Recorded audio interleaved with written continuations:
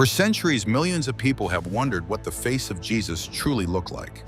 The Gospels tell us about his words, his miracles, and his message, yet they remain almost completely silent about his physical appearance.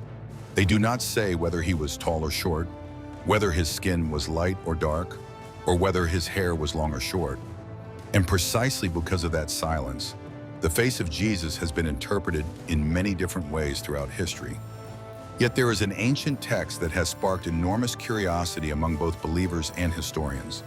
It is a supposed letter attributed to Pontius Pilate, the Roman governor who ordered the crucifixion of Jesus. In this document, Pilate describes in surprising detail the face, skin tone, hair, eyes, and even the powerful presence of the man who would change the history of the world.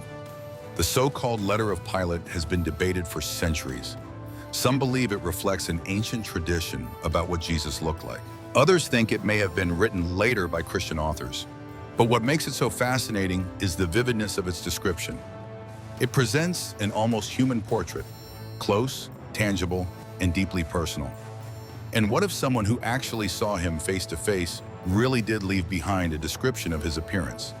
Today we will explore this mysterious letter which, according to tradition, reveals what the face and complexion of Jesus looked like in remarkable detail. To understand why the so-called Letter of Pontius Pilate has captivated so many people over the centuries, we must first remember who this man was and the role he played in one of the most decisive moments in history. Pontius Pilate was the Roman governor of Judea from AD 26 to 36. He directly represented the authority of the Roman Empire in a region known for its political tension, religious conflict, and strong cultural identity. His main responsibility was to maintain order and ensure that Roman rule would not be challenged. It was during his governorship that the event took place which would change the course of history, the trial and crucifixion of Jesus of Nazareth. The Gospels present Pilate as the man who ultimately authorized Jesus' execution, although they also suggest that he did not find any real guilt in him. According to the biblical accounts, Pilate even tried to release him, but in the end he gave in to the pressure of the crowd. Now, centuries later, various texts attributed to Pilate began to circulate. Some claimed to be reports sent to the Roman emperor. Others were presented as personal letters in which the governor described what he had witnessed during those extraordinary days in Jerusalem. Among all those documents, one in particular drew special attention. In it appears a surprisingly detailed description of Jesus. It does not focus only on his teaching or the miracles many attributed to him. Instead, it describes his physical appearance, his face, his hair, his gaze, and even the impression he made on those who saw him. That is what has made this text so intriguing, because if Pilate really wrote those words, then we would be looking at the testimony of someone who saw Jesus with his own eyes, a Roman official accustomed to dealing with rulers, soldiers, and rebels, trying to describe a Jewish preacher who seemed unlike anyone he had ever encountered before. But here, an important question arises. Why would a Roman governor take the time to describe the face of a man he had condemned? The answer may lie in the impression Jesus made on those who met him. Many ancient accounts agree on one thing. Jesus did not only speak with authority, he also carried a presence that was difficult to explain. People from different social classes followed him, listened to him for hours, and felt they were standing before someone profoundly different. He was not a military leader. He was not a politician. He was not a powerful priest, and yet his influence continued to grow. It is possible that Pilate, as a governor accustomed to evaluating threats and social movements, wanted to understand who this man really was, the one causing such a stir in Jerusalem. And if that letter is authentic, or even if it is based on a very ancient tradition, then it may contain one of the earliest portraits ever written of the face of Jesus. The document many people know as the Letter of Pontius Pilate belongs to a group of ancient writings that began circulating in the early centuries of Christianity. These texts, often known as apocryphal or traditional writings, are not part of the official New Testament. Even so, they have attracted great interest among historians, theologians, and believers throughout history. Among these writings appears an extraordinarily detailed description of Jesus. It is not just a passing mention. It is a careful portrait, almost as if someone were trying to help the reader clearly imagine the face of that man. According to the document, Pilate describes Jesus as a man of striking appearance, with a presence that stood out even in a crowd. He was not simply another preacher walking the dusty roads of Judea. There was something about him that made people stop and look. The letter claims that his hair was the color of ripe hazelnut. It fell softly over his shoulders. It was neither completely loose nor tied up in the style of some Jewish teachers. Instead, it had a natural, slightly wavy shape that framed his face. This detail has drawn the attention of many researchers because it seems to match certain ancient representations that began to appear in Christian art centuries later. The description also says that his beard was full but well kept, parted in the middle according to the custom of some Jewish men of that time. It was not an unkempt beard, but a well-formed one that conveyed serenity and dignity. But perhaps one of the most striking parts of the account concerns his gaze. The letter suggests that his eyes had a particular intensity. It does not only describe their color, but also the feeling they produced in those who looked at him. According to the text, those who stood before him felt a strange combination of authority and compassion. It was as if his gaze could see through people's deepest worries and thoughts. Some even claim they felt deeply moved after speaking with him, as though it was not only his words that communicated something. His very presence seemed to convey both calm and strength at the same time. The document also says that his face had a harmonious proportion. It does not describe him as an extraordinarily handsome man by Roman standards, but rather as someone with a balanced, serene, and dignified face, capable of inspiring respect even among those who did not share his teachings.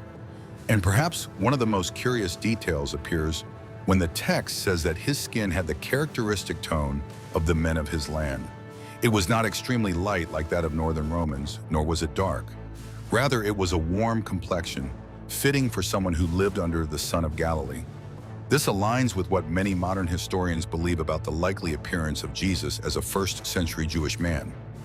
What is so fascinating about this description is that it does not try to present Jesus as a physically idealized or divine figure. Instead, it portrays him as a real man with human features, yet with a presence that seemed impossible to ignore. And that leads us to something even more interesting. The letter does not only describe his appearance, it also tries to explain the effect he had on those who saw him. But the letter attributed to Pontius Pilate does not stop at describing the hair, the beard, or the skin tone of Jesus. What is truly surprising appears when the text tries to explain something far more difficult to put into words: the presence that this man carried.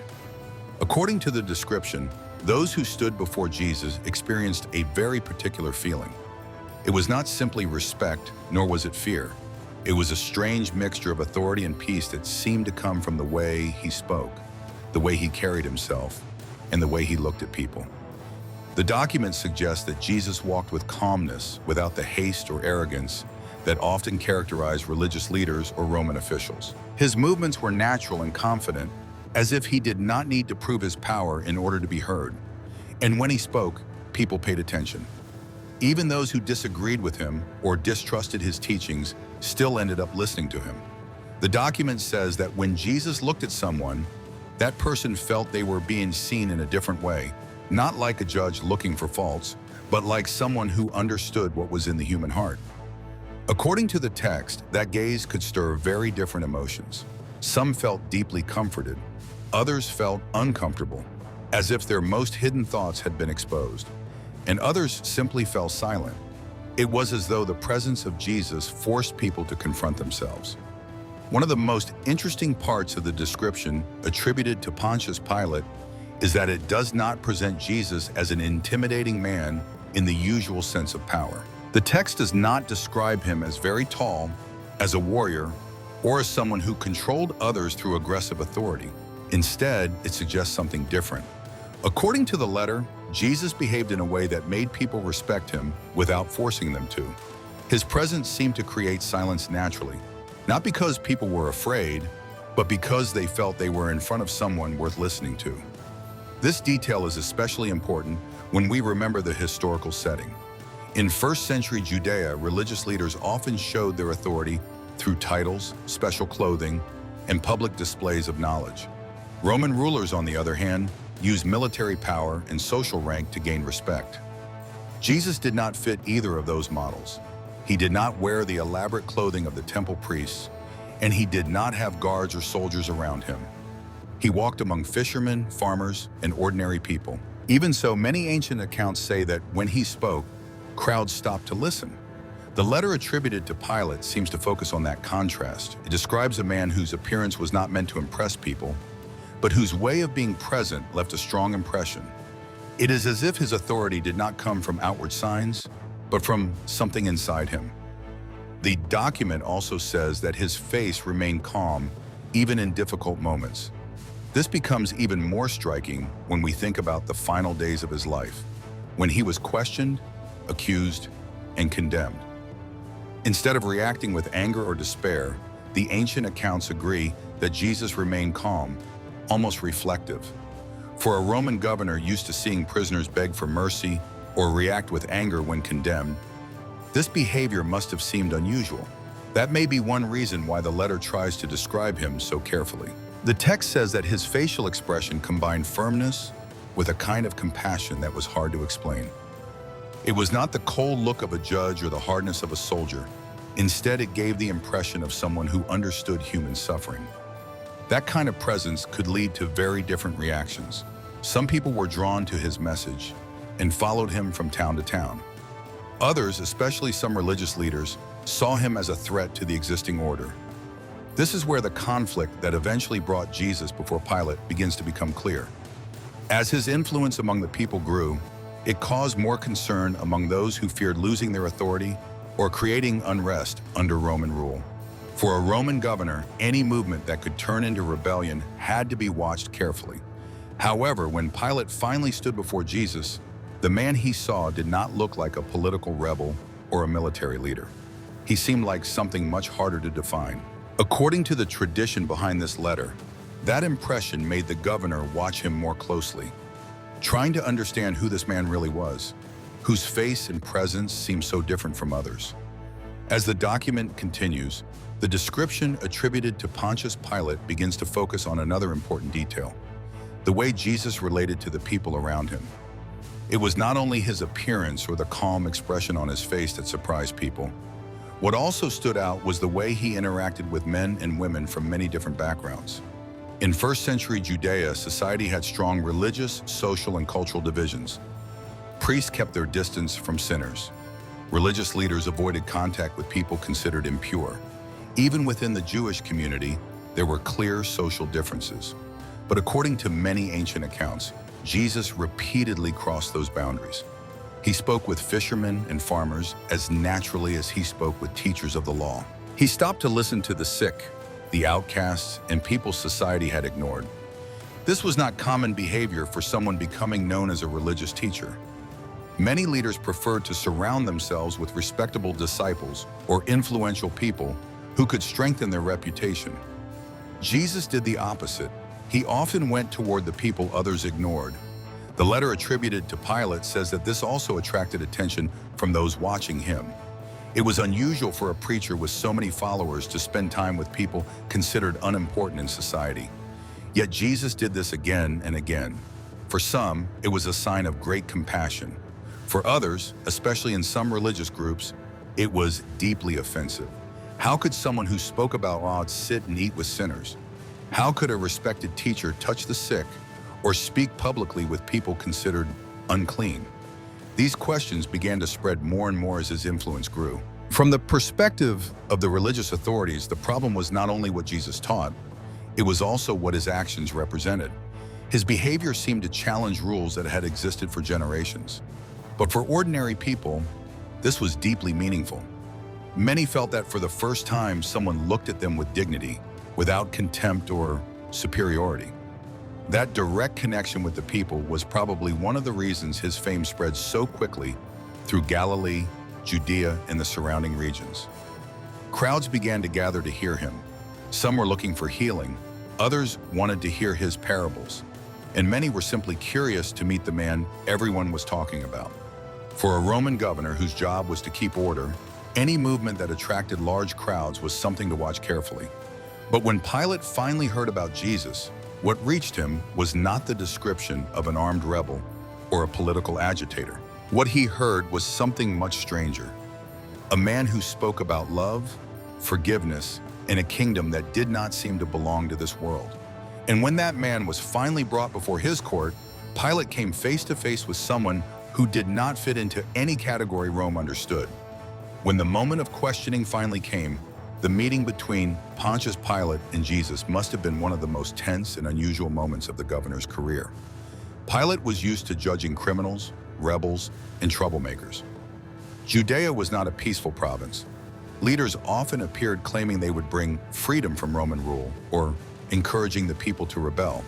In those cases, the process was clear: a quick interrogation, a firm verdict, and a public punishment. But the man standing before him did not behave like any of them. The ancient accounts agree on one point that must have seemed strange to the governor. Jesus did not try to defend himself with long speeches. He did not try to convince Pilate of his innocence with careful arguments. He also did not show obvious fear at the possibility of condemnation. He answered with few words and sometimes with silence. For a Roman magistrate, the silence of an accused man could mean many things. Sometimes it was a sign of defiance.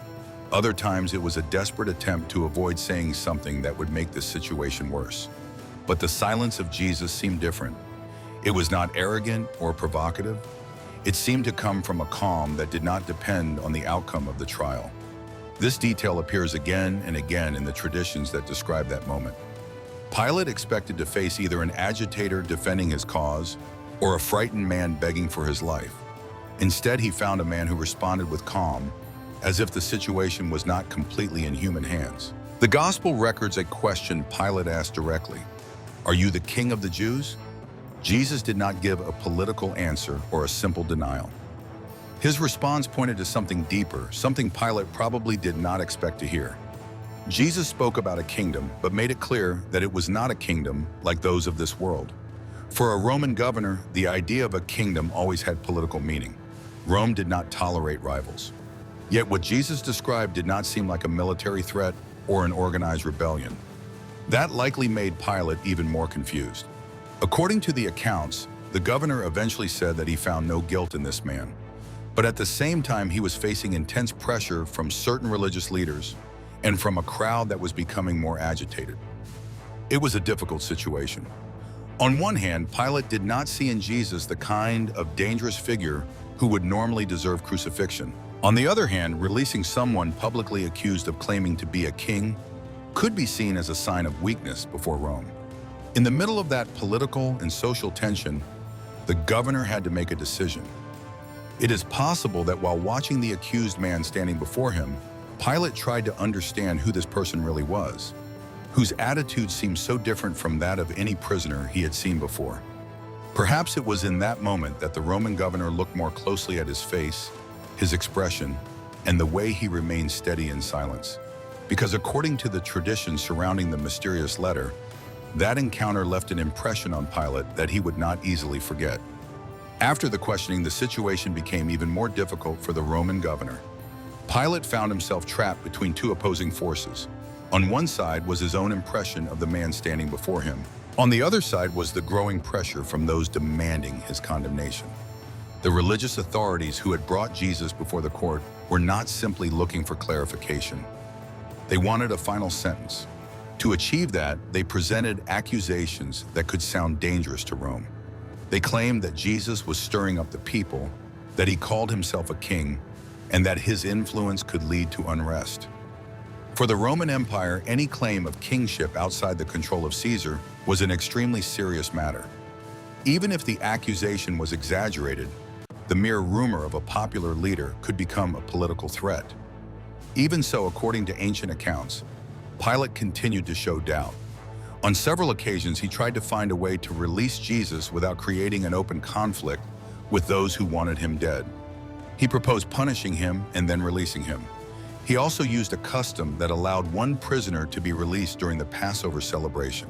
But the crowd was stirred to ask for something else.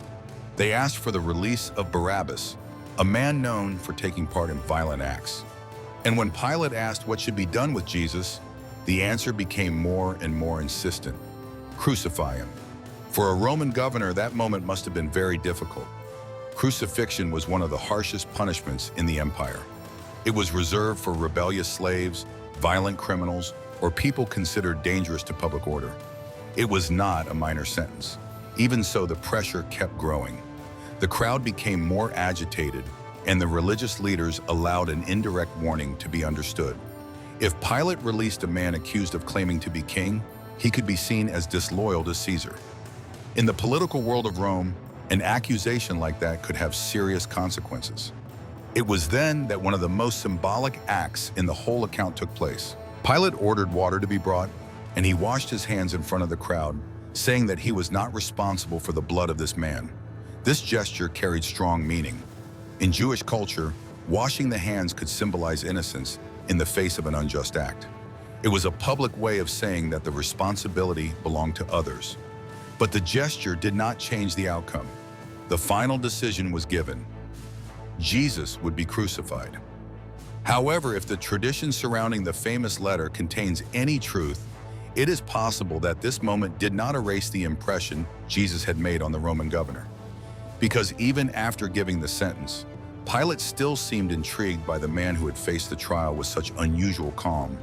And it is exactly that impression which, according to some later accounts, may have led the governor to describe his face and his presence in a document that would continue to attract curiosity many centuries later. After the events of the crucifixion, the figure of Jesus did not disappear from public memory.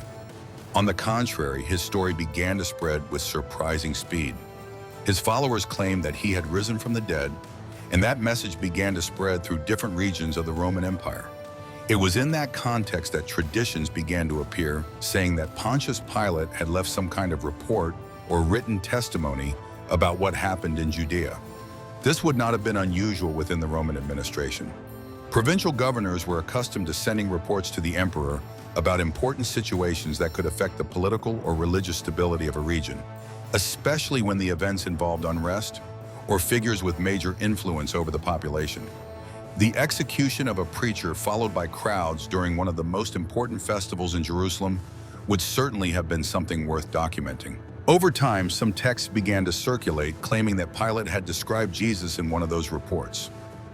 Among those texts is the famous physical description that has drawn so much curiosity. In that description, the face of Jesus is not presented as that of an ordinary man without distinctive features, but neither is it presented as an idealized figure.